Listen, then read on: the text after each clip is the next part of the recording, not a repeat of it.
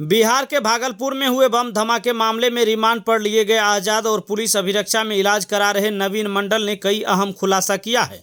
Bhagalpur SSP Baburam ने बताया कि आजाद ने पूछताछ में स्वीकार किया है कि लीलावती के पटाखे व्यवसाय में उसने पैसे लगाए थे और पटाखा की बिक्री में सहयोग करता था।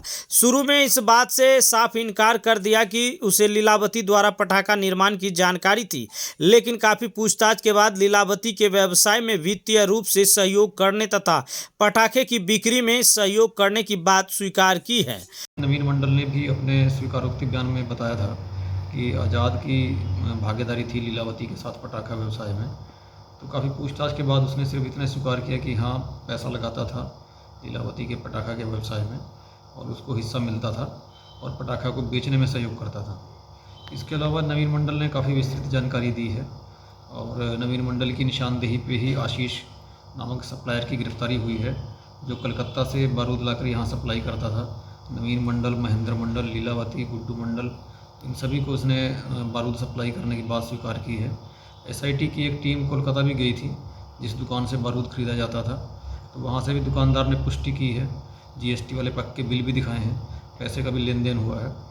और जो आशीष है उसके पिता राम कुमार, वो भी पहले बारूद सप्लाई का काम करते थे, उनके नाम से ही बिल बने हुए हैं अभी भी।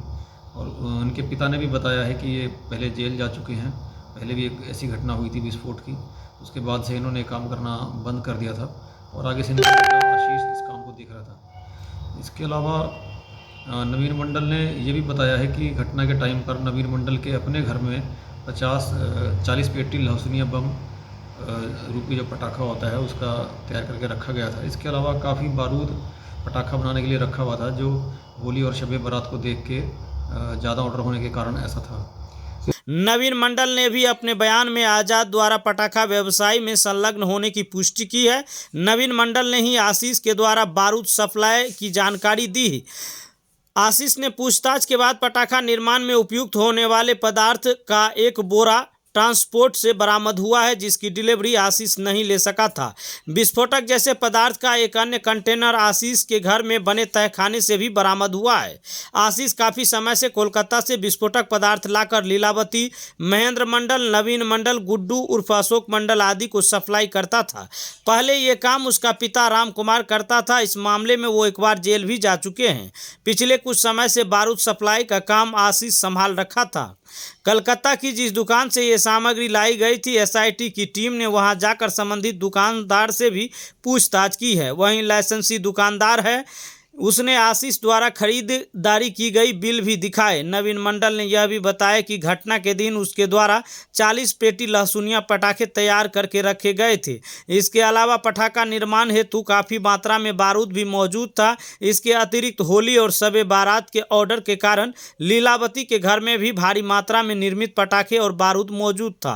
लीलावती के घर में किसी दुर्घटना के कारण पटाखे में विस्फोट हुआ, जिससे इनके घर में रखे पटाखे में भी विस्फोट हो गया। बारूद की मात्रा काफ़ी अधिक होने के कारण विस्फोट काफ़ी शक्तिशाली हुआ। ज़रूरत के हिसाब से हम लोग फिर से रिमांड पे ले सकते हैं।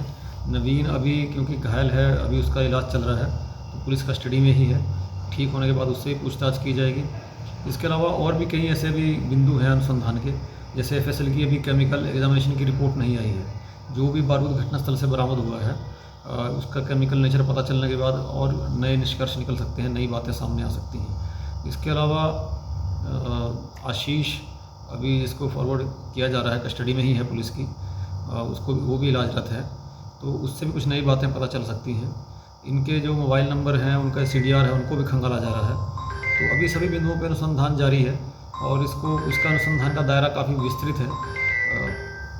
गौरतलब हो कि भागलपुर के काजवली चक इलाके में हुए भीषण बम धमाके में 3 मकान क्षतिग्रस्त हो गया, जबकि 14 लोग मौत के मुंह में समा गए, जिसकी जांच भागलपुर पुलिस लगातार कर रही है। इस मामले में एसआईटी का गठन किया गया था और एसआईटी के द्वारा जांच में लगातार नए खुलासे सामने आ रहे हैं।